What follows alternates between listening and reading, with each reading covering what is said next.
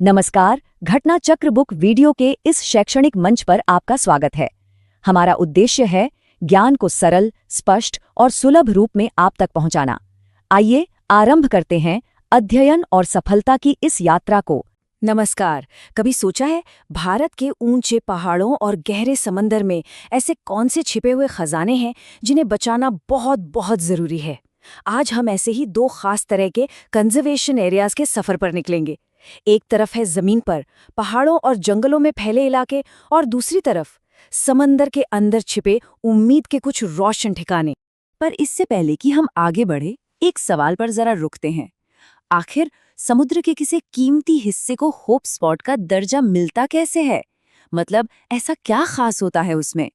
इसका जवाब हमें कंजर्वेशन की एक बिल्कुल ही अलग और सच कहूं तो एक बड़ी दिलचस्प दुनिया में ले जाएगा।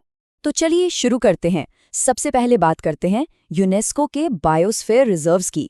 अब ये सिर्फ एक फैंसी नाम नहीं है, नहीं, ये असल में एक ऐसा प्रोग्राम है जो भारत में कुदरत और इंसानी बस्तियों के बीच एक बहुत ही नाजुक बैलेंस बनाने की कोशिश करता है। ये सब आता है यूनेस्को के एक बड़े प्रोग्राम के अंडर, जिसे कहते हैं मैन एंड बायोस्फीयर या शॉर्ट में MAB प्रोग्राम।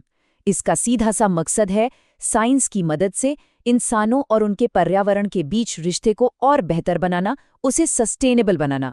मतलब ये सिर्फ पेड़ पौधों या जानवरों को बचाने की बात नहीं है, ये इस बात को समझने के बारे में है कि हम इंसान भी इसी इकोसिस्टम का एक बहुत जरूरी हिस्सा है, अलग नहीं। और भारत में इस नेटवर्क का सफर, अरे वाह, ये तो 2 दशक से भी ज्यादा पुराना और काफी दिलचस्प रहा है। देखिए, कहानी शुरू हुई साल 2000 में नीलगिरी बायोस्फीयर रिजर्व के साथ। ये इतना बड़ा है कि 3 राज्यों में फैला हुआ है। फिर अगले ही साल 2001 में लिस्ट में 2 और बड़े नाम जुड़ गए, मन्नार की खाड़ी और सुंदरबन।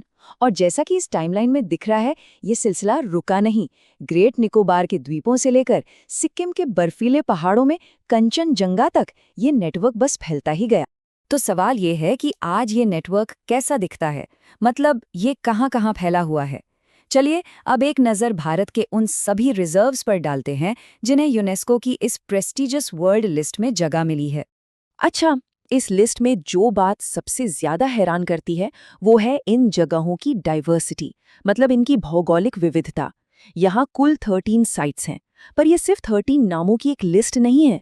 सोचिए जरा, दक्षिण में नीलगिरी और अगस्त्यमलाई की हरियाली, पूरब में सुंदरवन के मैंग्रोव जंगल और नौकरेक की पहाड़ियां, और फिर उत्तर में नंदा देवी की ऊंचाइयां और हिमाचल का ठंडा रेगिस्तान। ये नेटवर्क दिखाता है कि भारत में कुदरत के कितने अलग अलग रंग हैं। सच में ये कंजर्वेशन को लेकर हमारी एक देशव्यापी कमिटमेंट का जीता जागता सबूत है। चलिए अब जमीन से हटते हैं और रुख करते हैं समंदर की नीली गहराइयों का। यहाँ कंजर्वेशन का एक बिल्कुल अलग पर उतना ही जरूरी कॉन्सेप्ट काम करता है। इन्हें कहते हैं होप स्पॉट्स, यानी उम्मीद जगाने वाली जगहें। तो ये होप स्पॉट आखिर है क्या चीज? देखिए, ये समंदर का कोई भी ऐसा खास इलाका हो सकता है जो पूरे महासागर की सेहत के लिए एक लाइफलाइन की तरह काम करे। हो सकता है वहां की बायोडाइवर्सिटी बहुत अनोखी हो, या वो किसी खास प्रजाति का घर हो, या फिर एक ऐसा नाजुक इकोसिस्टम हो जिसे फौरन बचाने की जरूरत है। इसे ऐसे समझिए, ये समंदर का एक इमरजेंसी रूम है। और इस कमाल के आइडिया के पीछे एक बहुत बड़ा नाम है, मशहूर समुद्र विज्ञानी डॉक्टर सिल्विया अर्ल। ये उनका विजन था। उन्होंने 2009 में मिशन ब्लू नाम का एक ग्लोबल मूवमेंट शुरू किया, और इस मिशन को और ताकत देने के लिए उन्होंने international union for conservation of nature यानी IUCN के साथ हाथ मिलाया। मकसद बस एक था, दुनिया भर में समंदर की ऐसी जरूरी जगहों को पहचानना और उन्हें बचाना। तो अब सवाल आता है कि भारत में कितने हॉटस्पॉट्स हैं? गेस कीजिए। इसका जवाब शायद थोड़ा चौंकाने वाला है, सिर्फ 2। और यही छोटी सी संख्या बताती है कि ये दर्जा कितना खास और कितना जरूरी है। और ये 2 कीमती जगहें हैं अंडमान और निकोबार द्वीप समूह और लक्षद्वीप। इन दोनों को 2013 में ये अहम दर्जा मिला था। ये दोनों ही द्वीप अपने कमाल के कोरल रीफ्स, मतलब मूंगे की चट्टानों और हैरतअंगेज समुद्री जीवन के लिए पूरी दुनिया में फेमस हैं। और यही चीज़ इन्हें हमारे पूरे प्लैनेट के महासागरों की सेहत के लिए बहुत ज़्यादा ज़रूरी बना देती है। तो हमने 2 अलग अलग तरह के प्रोटेक्टेड एरियाज को देखा, एक जमीन पर जो इंसान और कुदरत को जोड़ता है और दूसरा समुद्र में जो जिंदगी की उम्मीद जगाता है।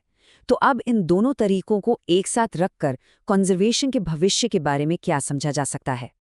देखिए, सबसे बड़ी बात तो ये है कि दोनों के रोल अलग-अलग हैं, पर वो एक दूसरे को पूरा करते हैं। बायोस्फीयर रिजर्व जमीन और तटीय इलाकों पर फोकस करते हैं, जहां नेचर को बचाने के साथ-साथ वहां रहने वाले लोगों की जरूरतों का भी ध्यान रखा जाता है, एक बैलेंस बनाया जाता है। वहीं दूसरी तरफ हॉटस्पॉट्स का पूरा ध्यान सिर्फ और सिर्फ समुद्री इकोसिस्टम पर होता है। उनकी सेहत ही सबसे पहली प्राथमिकता है। एक को यूनेस्को जैसा इंटरनेशनल सरकारी प्रोग्राम चलाता है, तो दूसरे को डॉक्टर अर्ल जैसे वैज्ञानिकों का एक ग्लोबल इनिशिएटिव। तो ये सारी बातें हमें एक बहुत बड़े सवाल पर लाकर छोड़ देती हैं। आज जब हमारा प्लैनेट क्लाइमेट चेंज जैसी चुनौतियों से जूझ रहा है, तो हमें आगे किन इकोसिस्टम को बचाने पर जोर देना चाहिए? क्या हमें और ज़्यादा बायोस्फीयर रिजर्व बनाने चाहिए जो इंसान और कुदरत के साथ साथ रहने पर जोर देते हैं? या फिर हमें समंदर में नए होप स्पॉट्स खोजने चाहिए जो हमारे प्लैनेट के इस नीले दिल की हिफाजत करते हैं? सोचिएगा ज़रूर, क्योंकि इसी सवाल के जवाब में हमारे प्लैनेट का भविष्य छिपा है।